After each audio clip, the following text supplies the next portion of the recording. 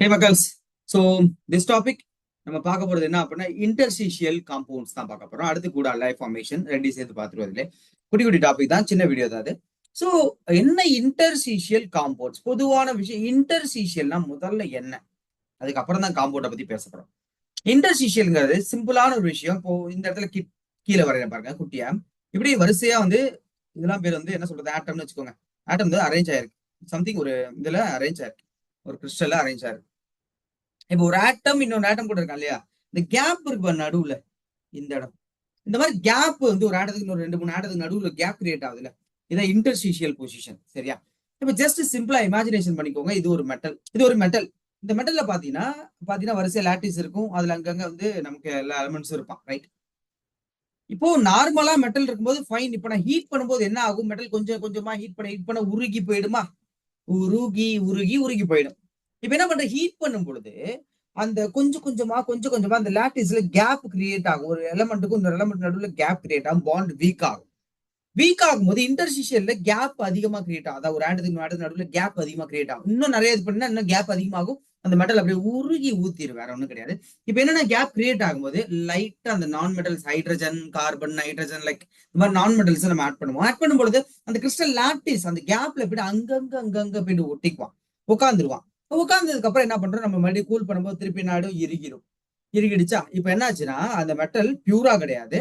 Okay, something ஏதோ something add பண்ணிருக்கோம். முக்கியமான முதல் பாயிண்ட் என்ன அப்படின்னா நான் ஸ்டாக்கியோமெட்ரியா இருப்பான். இப்போ எக்ஸாம்பிளுக்கு நான் ஸ்டாக்கியோமெட்ரி, இந்த ஸ்டாக்கியோமெட்ரி எதை சொல்றது, இப்ப சிம்பிளா எடுத்துட்டீங்கன்னா என்ஏசிஎல். என்ஏசிஎல் எடுத்துட்டீங்க அப்படின்னா நீங்க 1:1 ratio, whole number ratio, MgCl 2 1:2 ரேஷியோல இருக்கும். கேட்டேன் ஒரு ஹோல் நம்பர் ரேஷியோல கிடைக்கும். ஆனா ஹோல் நம்பர் ரேஷியோ நமக்கு கிடைக்காது. கிட்டத்தட்ட பாத்தீங்கன்னா இந்த மாதிரி ஆட்கள்லாம் வருவான் 0.3, அது 0.0.0.1 இந்த மாதிரி சம்திங் பாயிண்ட்ல எல்லாம் நமக்கு வந்து என்ன ஆகும் அப்படின்னா அது ரேஷியோ வந்துடும். ஸோ இதான் நான் ஸ்டாக்கியோமெட்ரிக்னு சொல்றோம். அடுத்த விஷயம் முக்கியமானது என்ன அப்படின்னா இதோடைய ப்ராப்பர்ட்டிஸ். இது நம்ம பண்றதுனால என்ன பிரச்சனை அப்படின்னு சொல்றீங்க, இந்த மாதிரி மாத்தினால என்ன பெனிஃபிட் அப்படின்னா they have a melting point வந்து எப்படின்னா பியூரா இருக்கிறத விட அதிகமா இருக்கும். அப்போ கேப்டன் அமெரிக்கா ஷீல்டு அதிக டெம்பரேச்சர் வந்து இந்த மாதிரி தாங்கிடும். அடுத்து வந்து தே ஆர் வெரி ஹார்ட், அப்போ இன்னும் ஸ்ட்ரென்த்தை தாங்கும். தேனஸ் ஓங்கி குத்தினாலும் தாங்கிடும் செம்ம. அடுத்து பாத்தீங்கன்னா அப்புறம் டைமண்ட் ஹார்ட்னஸ்க்குலாம் போக வாய்ப்பு இருக்கு. தே ரிட்டைன் மெட்டாலிக் கண்டக்டர், அப்போ கரண்ட் பாஸ் பண்ண எலக்ட்ரோ வந்தானா காலி. அதே ஹாவ் கெமிக்கல் இன்ட், அப்போ அந்த ஆசிட்லாம் மேல பட்டா அந்த ஷீல்டு எதுவும் ஆகாது. ஸோ சம்திங் அந்த மாதிரி தான் விஷயங்கள், வேற ஒன்றும் இல்லை. ஸோ இதுதான் என்ன சொல்றோம் அப்படின்னா இன்டர்ஸ்டிஷியல் காம்பவுண்ட் முதல்ல ஹீட் பண்றீங்க, அப்போ என்னது கிறிஸ்டல் லாட்டிஸ் கிரியேட் ஆகுது.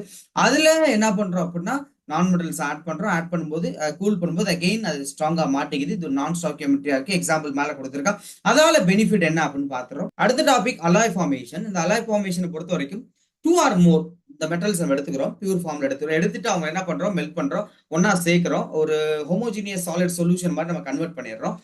இப்ப கன்வெர்ட் பண்ண உடனே என்ன அப்படின்னா எப்படி இது முதல்ல ஒன்னோட ஒன்று சேருது அப்படின்னா டி பிளாக் எலமெண்ட்ஸை பொறுத்த வரைக்கும் பார்த்தீங்கன்னா எல்லாம் சைஸ் கிட்டத்தட்ட ஒரு மாதிரி தான் இருப்பான். அப்போ ஒருத்தனோட இன்டர்ஸ்டிஷியல் பொசிஷன்ல இன்னொருத்தனால உட்கார வைக்க முடியும். கிட்டத்தட்ட பக்கத்துல இருக்கும் கம்பேரபிள் சைஸ்ல ஈஸியா உட்கார வைக்க முடியும். அந்த மாதிரி உட்கார வைக்கலாம் பார்த்தீங்கன்னா ஒரு ஸ்ட்ராங் அலாயா ஃபார்ம் ஆகும் உங்களுக்கு.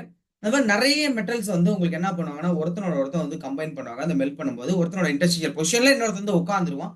ஸோ இதோடைய கேரக்டர்ஸ் எல்லாமே, அந்த ப்ராப்பர்ட்டிஸ் எல்லாமே அப்படியே பயங்கரமா டெவலப் ஆகும். அந்த ரஸ்ட் ஆகுறதுல இருந்தோ இல்ல வந்து இந்த அதான் அதை கரோடு ஆகுறதுன்னு சொல்லுவாங்க. அதுக்கப்புறம் அதோடைய என்ன சொல்றது கெமிக்கல் ரியாக்டிவிட்டி இது எல்லாமே என்டையரிட்டி மாறிடும். அப்படியே கம்ப்ளீட்டா மாறும், ஒரு புதுவிதமான அலாயா ஃபார்ம் ஆகும். நீங்களே பார்த்துருப்பீங்க இந்த பைக்ல எல்லாம் பார்த்தீங்கன்னா அலாய் வீல்ஸ் பார்த்துருப்பீங்க. அது மட்டும் இல்லாமல் எக்கச்சக்கமான இடத்துல அலாய் யூஸ் பண்றோம். அதுல எக்ஸாம்பிள் பிராஸ் பாத்தீங்கன்னா copper and zinc, and France பாத்தீங்கன்னா காப்பர் அண்ட் டின். ஸோ இந்த மாதிரி டிஃப்ரெண்ட் மெட்டலுடைய காம்பினேஷன்ல தான் நமக்கு அலாய்ஸ் கிரியேட் ஆகுது. ஸோ இது பெரிய ப்ராப்பர்ட்டி உள்ள, வேல்யூ உள்ள ஒரு இண்டஸ்ட்ரி ஆக்சுவலி அலாய் பொறுத்த வரைக்கும். ஸோ நாளைக்கு பிசினஸ் அந்த மாதிரி பசங்க யாரும் இந்த அலாய் ரிலேட்டடா இறங்குறீங்க அப்படின்னா இது ஒரு ஸ்டார்டிங் பாயிண்டா இருக்கும் உங்களுக்கு. ஸோ இந்த வீடியோ இதோட முடிச்சுக்கும். தேங்க்யூ.